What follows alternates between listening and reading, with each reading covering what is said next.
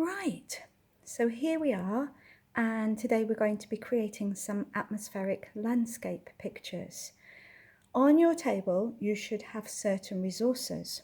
You should have some white chalk, you should have a couple of different sized sticks of charcoal, and you should have this brown paper. You'll notice, if you're working with this, that it has a smooth, shiny side and it has a dull, slightly rough side, and we're going to be using the rough side today. So you should have a rectangular piece that you're going to use for experimentation.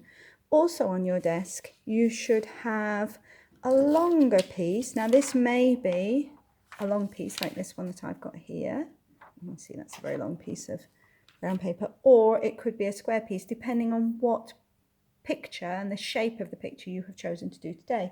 The reason I've got a long piece is because I'm going to be drawing this picture here. It's a very exciting atmospheric picture, and I have two versions of it. I have this version, which has come out really well, and I can see all the tones. And then when it was increased in size, I lost some of those tones that I'm going to need for a black and white picture.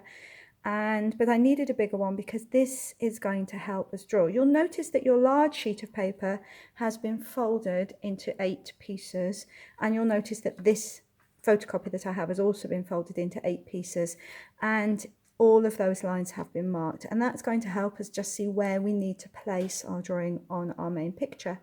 But before we get started with that, I want you to experiment with the chalk charcoal to see what textures and tonal gradients you can create. Now, if you remember, a tonal gradient is shades from very light to very dark. And we ought to be able to create a really, really good range with just charcoal and chalk. So let's move that to one side. The first thing that I want you to talk to you about is how you hold charcoal. So we're not going to hold it like a pencil, like this, and draw like this. I want you to hold it so that your thumb sits on top of your 3 fingers.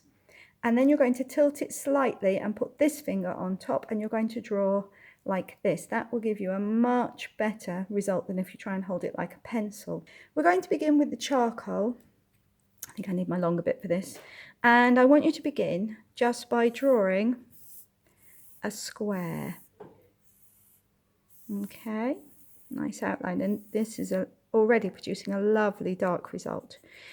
And we're just going to very lightly, I'm putting almost no pressure on this at all, I'm just so gently running it over the surface, but now I'm adding more pressure because I want it to get really dark in this corner here. So I've created a value scale from light to mid-tones to dark. Okay, and what I'm going to do now is I'm going to just, using one finger for control, just very gently rub that in so that I have a smooth square going from light to dark.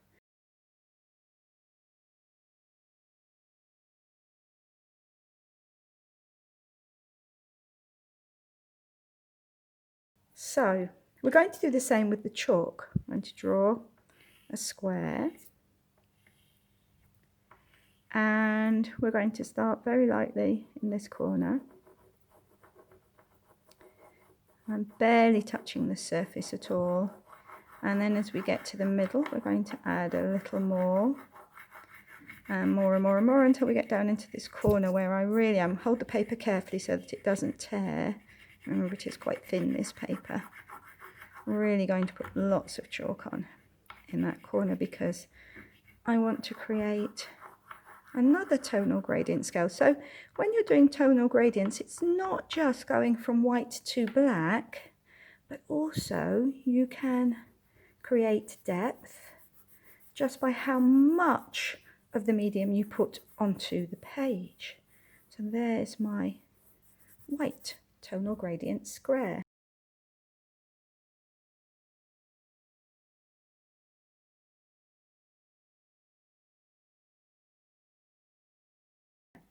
But it is also fun to do one where we're using both together.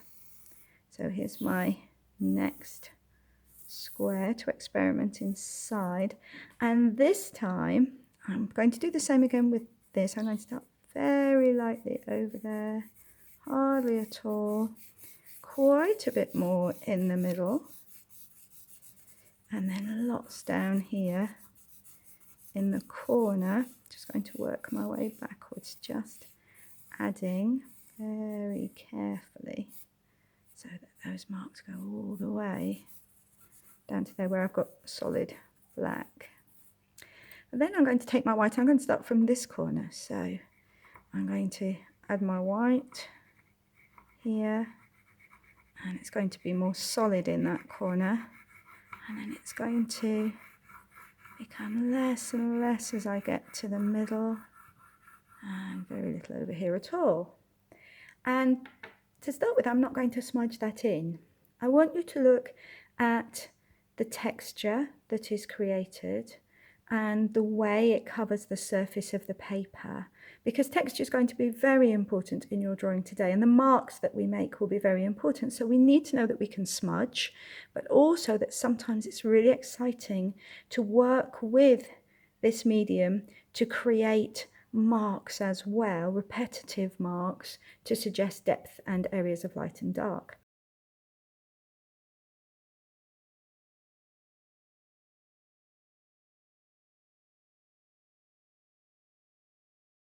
However, it's also good to do it with smudging, so let's have a quick look at what it looks like when it's smudged.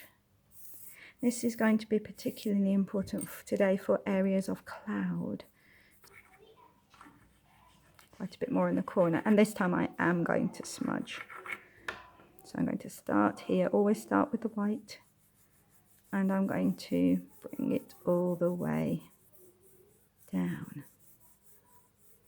smudging as I go. Now I could create one that was a complete block from white to black, but I've left some of those streaks in here, but you can see how much softer this is.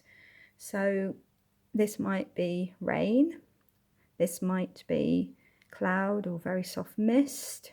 You can begin to see how you can create atmospheric pictures.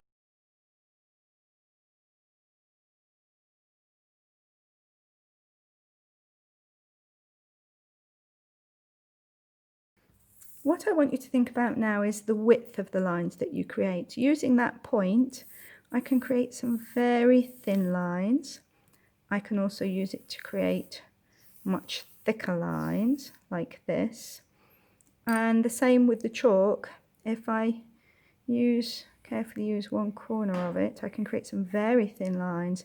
And if I use the entire end, a much thicker line. With both, I can use them on their side